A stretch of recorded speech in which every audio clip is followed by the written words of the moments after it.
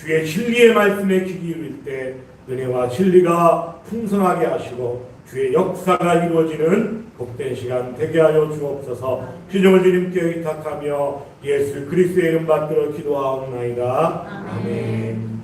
할렐루야. 우리 인사합니다. 주님의 이름으로 환영합니다. 사랑합니다. 축복합니다. 참 잘 오셨습니다. 할렐루야. 우리 이복성 전사님 또 우리 맞따님도 오셨고 또 우리 뒤에 이민정 원사님 우리 동생분 우리 교장 선생님을 은퇴하신 우리 또 선생님도 오셨고 또 우리 뒤에 또 우리 김경자 집사님은 안 오셨네? 몸이 불편하셨어요. 우리 또 아드님도 이렇게 어머니도 안 오셨는데 혼자 또 이렇게 할렐루야. 또 고향 오셔서 이렇게 함께 예배에 참석해 주신 것 감사합니다. 오늘 함께한 여러분들에게 주의 사랑, 주의 은혜, 주의 축복이 충만할 줄 믿습니다. 오늘 본문 말씀을 통해서 두 부자라는 제목으로 하나님 말씀에 은혜 받기를 원합니다.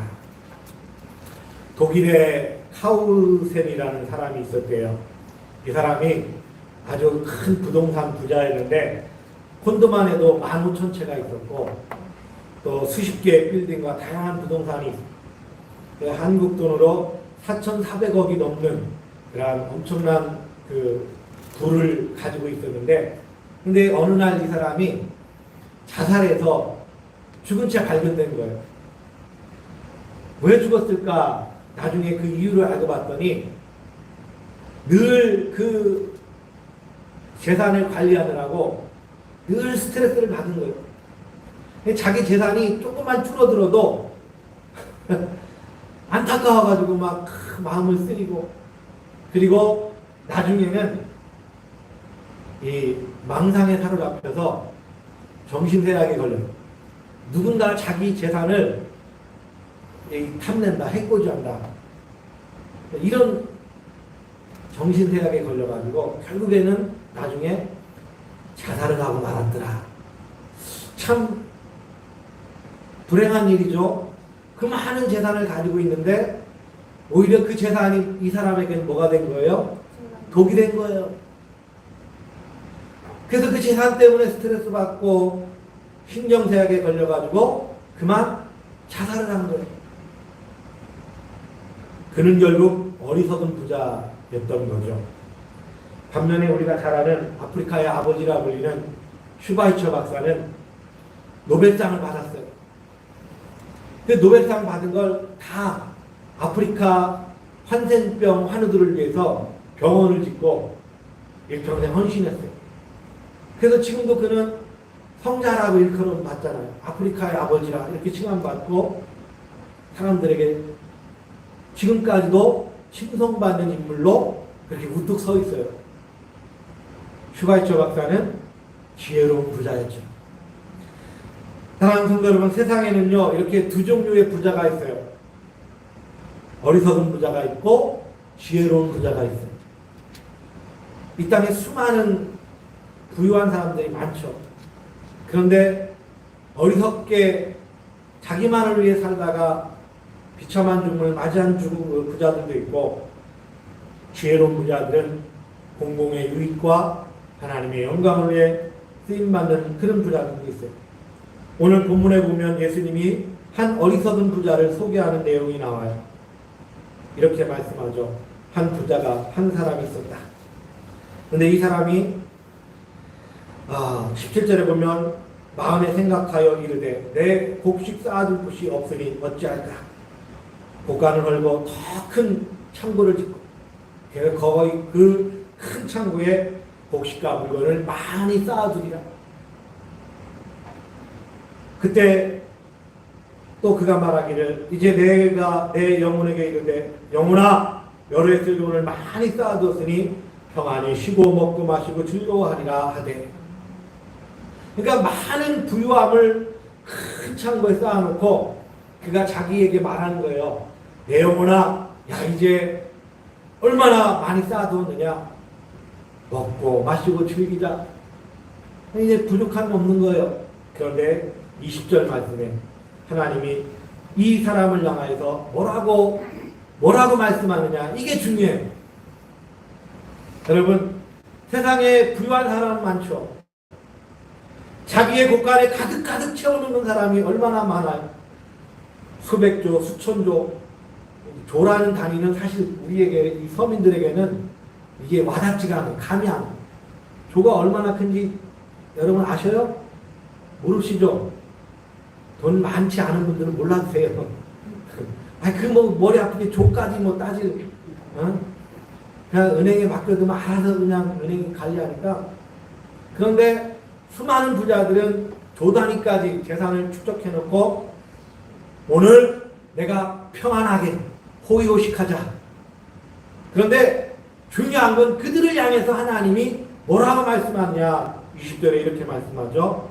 하나님이 이르시되 어리석은 자여 오늘 밤에 내 영혼을 도로 찾으리니 그러면 네가 준비한 것이 누구의 것이 되겠느냐.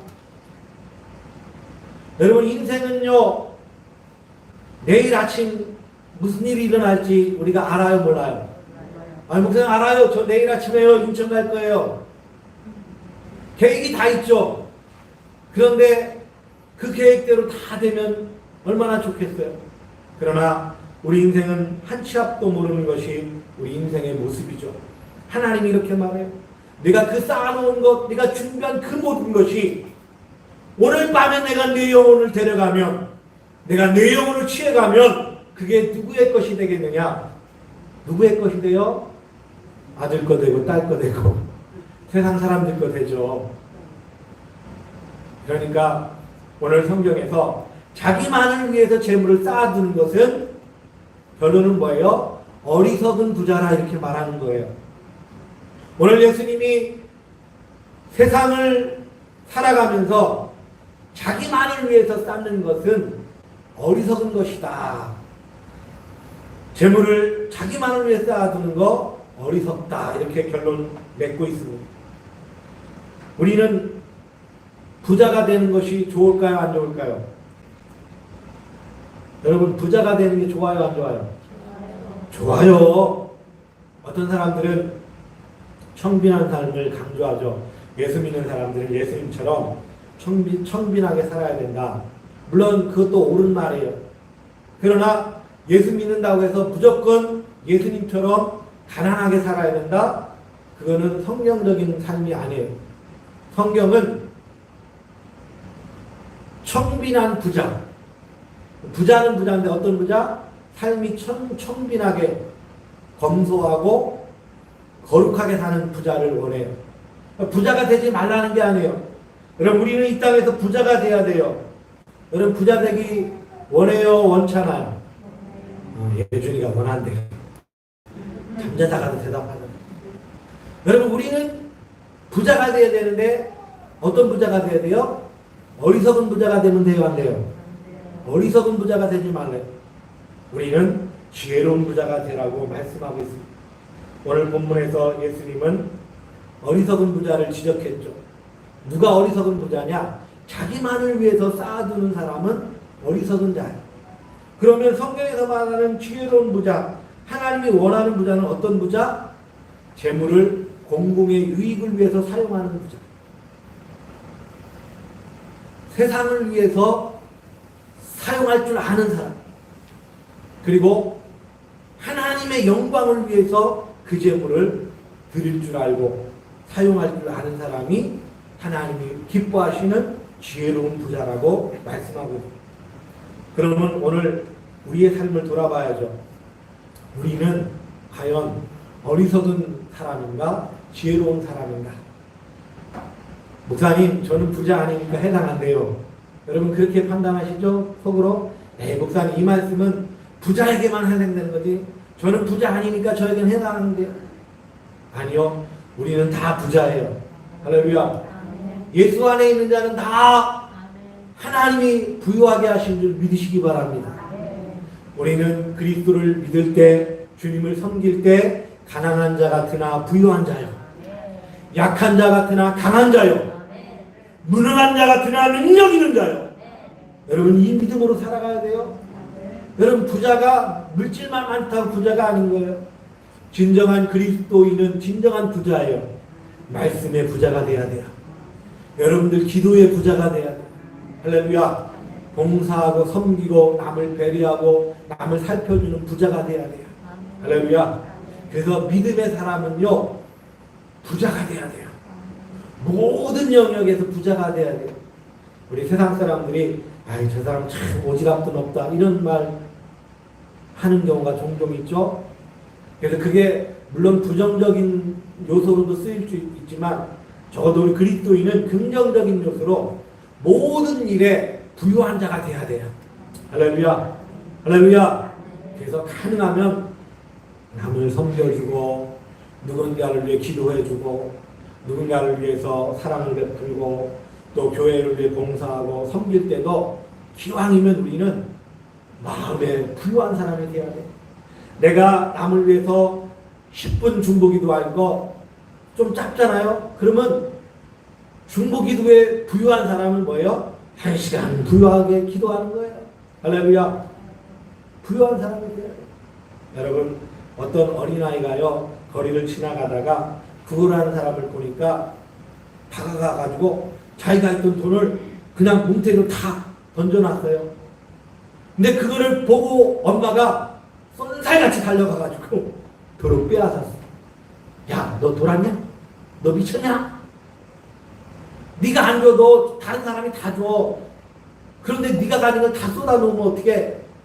엄마가 그걸 낚아채갔어. 아이는요 마음이 부유한 거예요. 엄마는 뭐예요? 마음이 가난한 사람. 하나님 그 두 모습을 볼 때 누구를 축복할까요? 여러분 자녀에게 그런 교육은요 정말 자녀를요 가난하게 만드는 교육이에요. 아이가 순수한 마음으로 헌신하고 순수한 마음으로 그 노숙자에게 자기 걸 그냥 아낌없이 쏟아버는데 엄마가 쏜살같이 달려가고 그거를 도로 끄집어내면 그 엄마는요 그 자녀를 망치는 행동이에요. 여러분 우리 안에 이런 모습이 있을까 없을까? 우리에게는 이런 모습이 있을까 없을까? 없어요? 없어야죠. 그런데 우리 안에도 혹시 이런 마음이 있을지 몰라요. 자녀가 교회 가서 예배 시간에 기도하고 열심히 하는데 야! 이놈아 공부해야지. 고3이 돼가지고 교회 가서 예배 드리냐? 이 틀딱선이 없는 놈아. 그러면서 예배를 못 가게. 대청내는 그런 부모 없어요. 저 강남에 가면 많아요. 그리고 실제 있는 일이에요. 여러분 그러면 그 사람이 누구예요? 교회 권사예요? 교회 집사예요? 고등부를 담당하는 부목사에게 전화해가지고 우리 아들이 고3 됐으니까 1년 동안 신방하지 마세요. 전화하지 마세요. 신경 쓰지 마세요. 대학 따고 난 다음에 그때 하나님 앞에 영광 돌리고 그때 예배 드릴 거예요. 여러분 이런 부모가요. 이런 교회 장로, 권사, 집사들이요. 얼마나 많은지 몰라요. 그 자녀를 위해 잘하는 것 같지만 그 영혼을 죽이는 아주 가난한 부모의 모습이에요. 우리 대청대는 없어요. 그런 분. 그죠? 대청대는 그런 분 없어요. 그런데 강남에 가면 그런 분 많아요. 여러분 무엇이 부유한 부모예요? 여러분 부자가 되길 주의 이름으로 축원합니다. 어리석은 부자가 아니라 지혜로운 부자가 돼야 돼요. 할렐루야. 예배에도 부자가 돼야 돼요. 봉사에도 부자가 돼야 돼요. 할렐루야. 오늘 나하고는 상관없는 말씀입니다 라고 생각했던 분들은 반성하시고 다 내 말씀이구나. 나도 하나님 앞에 어리석은 부자가 아니라 지혜로운 부자로 살아야 되겠다 결단하시기를 주의 이름으로 축원합니다. 여러분 돈과 권력과 명예만 따르면 그 끝은 뭐예요? 허무와 절망과 사망뿐이에요. 죽음뿐이에요. 반면에 예수 그리스도를 따르는 사람은 그런 인생은 영원한 구원과 기쁨과 평안을 누리게 돼요. 이 땅의 삶이 곤고하더라도 힘들더라도 주의 말씀을 따라 예배 자리에 나온 여러분에게는 하나님이 영원한 안식을 주실 줄 믿습니다. 하나님이 여러분 심령에 참된 부유함을 주실 줄 믿습니다. 그래서 우리는요 삶이 어렵고 힘들어도 세상을 따르지 말고 주님을 따라야 되는 거예요. 하나님을 따를 때 주님이 우리 생명의 근원이니까 뭐를 주셔요? 참된 힘을 주셔요. 할렐루야. 참된 안식을 주셔요. 마태복음 11장 28절에 주님이 이렇게 말씀하셔요. 수고하고 무거운 짐진 자들아 다 내게로 오라. 내가 너희를 쉬게 하리라. 여러분, 주님이 주시는 쉼은요, 우리에게 참된 안식이에요. 마크 블랙이라는 사람이 이런 말을 해요. 때로는 휴식이 당신이 할 수 있는 가장 생산적인 일이다. 여러분, 하나님 앞에서 하나님의 말씀 안에서 쉬는 삶은, 안식은 우리가 할 수 있는 가장 최고의 생산적인 일일 수가 있다는 거예요. 어떤 사람들은 교회 나와서 예배드리는 걸 소비라고, 허비라고 생각하는 그런 사람들이 있어요. 믿지 않는 사람들은 하나님 앞에 나와 예배하고 참된 쉼을 누리는 걸 어리석은 일이라고 말하는 사람도 있어요. 그러나 하나님의 자녀, 하나님의 성도, 하나님의 축복된 삶을 사는 저와 여러분들은 하나님 앞에 나와 예배하는 것이 가장 큰 축복이고 가장 큰 생산적인 일이라는 것을 기억하시기를 주의 이름으로 축원합니다. 요한복음 6장 35절에 예수님이 이렇게 말씀하셔요. 나는 생명의 떡이니 내게 온 자는 결코 줄이지 아니할 터이요 나를 믿는 자는 영원히 목마르지 아니하리라. 여러분, 세상에서 일하는 것이 내 밥 줄이고 세상에서 사업하는 것이 내 삶에 풍요를 주는 것 맞죠? 그러나 거기에 더해서 믿는 사람은 예수를 따르고 예수님 앞에 나오는 것이 주님이 우리에게 생명의 떡을 주시고 우리에게 영생의 안식을 주신다는 사실을 기억하시기 바랍니다. 나를 믿는 자 영원히 목마르지 아니하리라. 끊이지 않는 하나님의 신령한 축복을 하나님이 여러분에게 허락하신다는 거예요. 그래서 마태복음 6장 33절에 뭐라고 말씀하셔요? 그런즉 너희는 먼저 그의 나라와 그의 의를 구하라. 그리하면 이 모든 것을 너희에게 더하시리라. 여러분, 우리의 삶의 우선순위를 말하는 거예요. 우리가 열심히 일해서 돈을 벌고 열심히 일해서 사업을 확장시키고 내 기업과 내 가정의 경영을 넓혀가는 거, 그거 좋은 일이죠. 마땅히 그렇게 열심히 해야 되죠. 그러나 우리 성도는, 우리 그리스도인들은 삶의 우선순위에 있어서 하나님의 나라와 하나님의 영광을 앞세우고 우선순위에 두고 살아가면 하나님이 우리의 일상의 범사에 하나님이 풍성하게 채워주신다고 약속하고 있습니다. 그래서 우리가 어떻게 살아가는 것이 지혜로운 부자로 살아갈 것입니다. 기도로 살아가야 될 줄 믿습니다. 기도는 좋은 부자가 되는 비결이에요. 어떤 순간에도 기도를 잊지 마십시오. 하나님께서 힘을 줄 것입니다. 손양원 목사님의 글이에요. 어떠한 순간에도 기도를 잃지 마십시오. 하나님이 힘을 주실 것입니다. 할렐루야. 여러분, 주기철 목사나 손양원 목사님 같은 우리 한국 초대교회 순교자들이 늘 잊지 않고 평생 부르짖은 게 뭐냐? 기도의 삶이에요. 기도하면 하나님 나라도 해방시킬 것이다. 기도하면 민족도 하나님이 세워주실 것이다. 할렐루야. 여러분들 잘 모르겠지만 우리나라 재헌국회, 우리나라가 대한민국의 초대 대통령이 이승만 대통령이었잖아요. 그래서 한국 국회가 처음 시작될 때, 재헌국회가 시작될 때 가장 처음 국회를 시작하면서 처음 한 게 뭔지 아세요? 기도였어요. 이승만 대통령이 그 당시에 재헌국회 국회의원이었던 목사님에게, 제가 그 목사님 성함이 지금 기억이 안 나는데 이윤mon데, 그 목사님에게 우리 대한민국 재헌국회 첫 회의를 위해서 기도해 주십시오. 그래서 우리나라 재헌국회가 시작될 때 처음 기도로 시작한 그 국회가 우리나라 국회예요. 이거 아는 사람이 많지 않아요? 여러분, 어쨌든 이 나라가 재헌국회가 시작될 때 하나님 앞에 기도로 시작한 국회예요. 기억하십시오.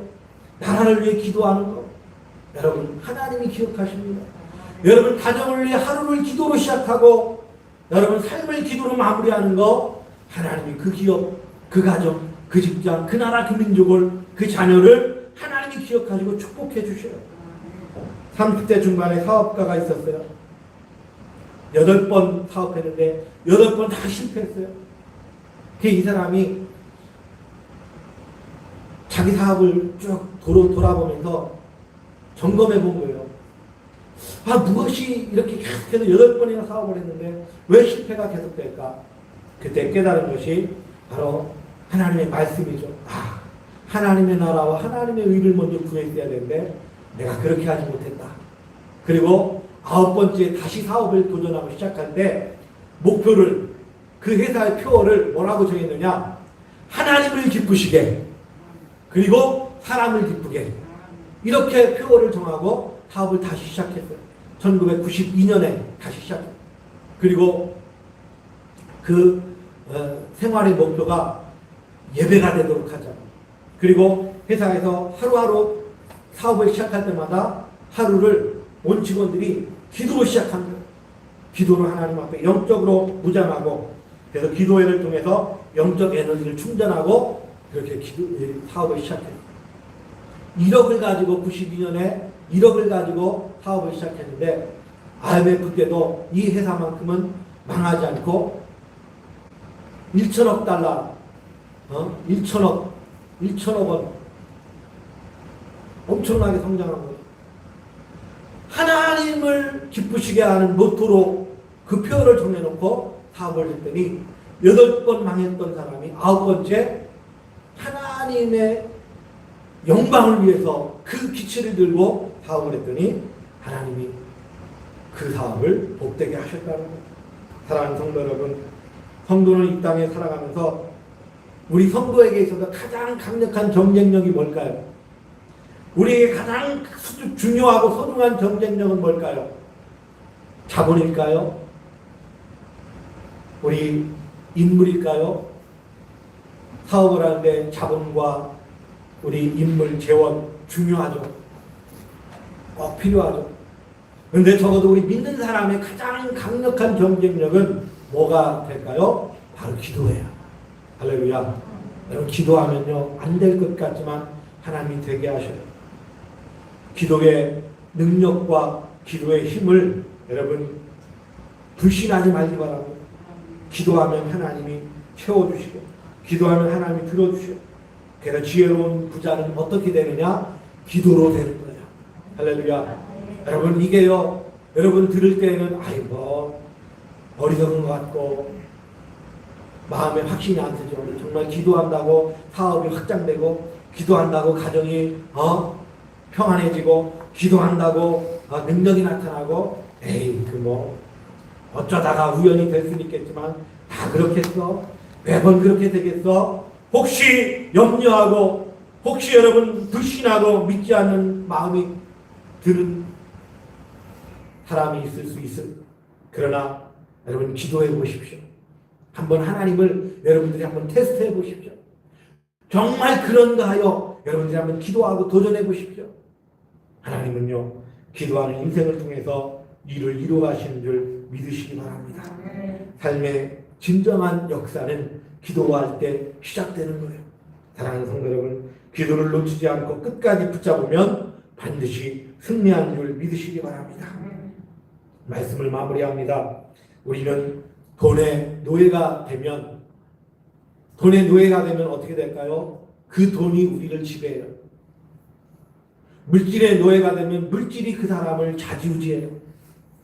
여러분, 권력의 노예가 되고 명예의 노예가 되면요, 그 명예 때문에, 그 권력 때문에 그 사람이 망하게 된다니까요.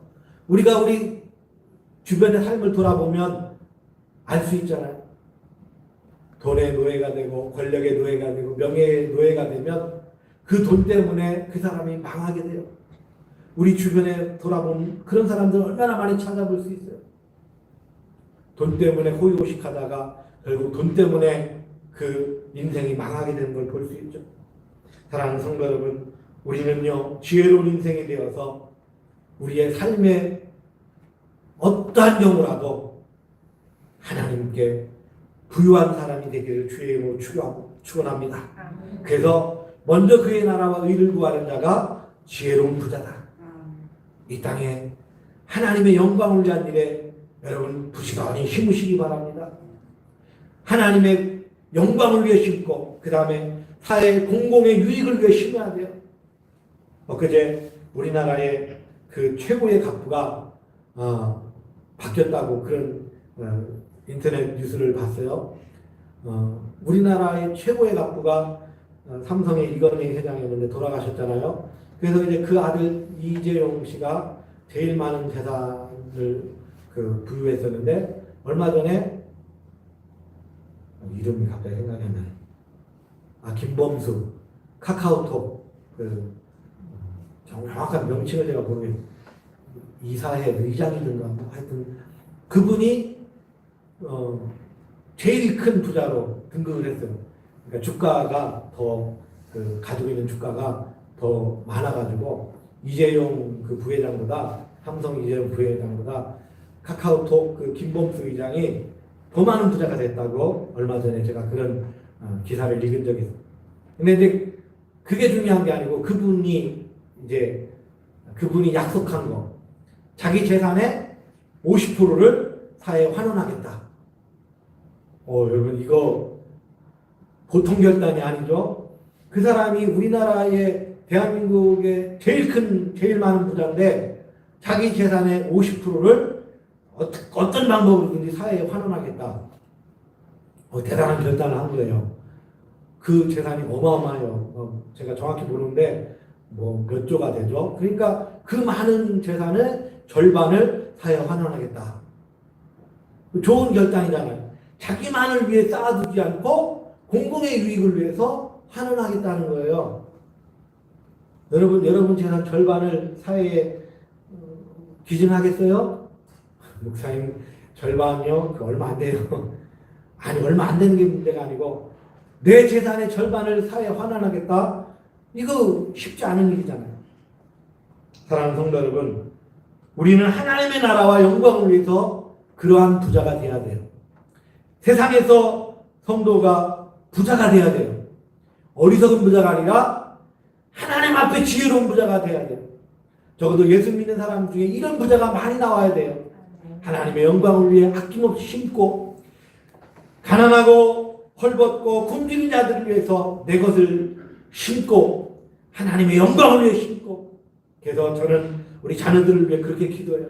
우리 선진교회 우리 장로님들 아들 딸들 우리 권사님들 아들 딸들 선교 손녀들 우리 적어도 선진교회 출신들 중에 이런 세상을 통치하고 다스리고 지배하는 지혜로운 부자가 많아져서 하나님 앞에 영광 돌리고 우리 부모들의 이름을 높이게 하나님 이름 날리고 적어도 우리 사랑하는 자녀손들이 우리 믿음의 하나님의 이름을 높일 수 있는 그런 기업가도 많이 나오고 정치가도 많이 나오고 사업가도 많이 나올 수 있도록.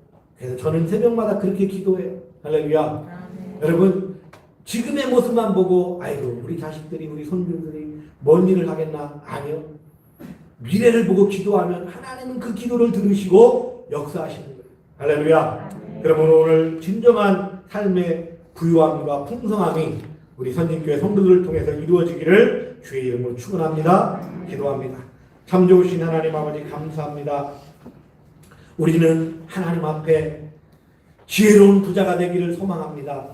하나님 어떤 영역에서든지 어떤 사회 각계각층의 분야에서 부유한 자들 되기를 소망합니다.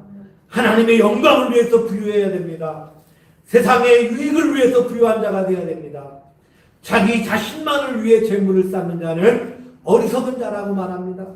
오늘 이 시간 예배하는 우리 거룩한 백성들 하나님의 영광을 위해 부유한 자가 되어서 하나님 앞에 영광 돌릴 뿐만 아니라 이 땅에 살아가는 많은 사람들을 부유케 하는 하나님의 축복의 통로가 되게 하여 주옵소서. 감사하며 예수님의 이름으로 기도하옵나이다. 아멘. 우리 찬송가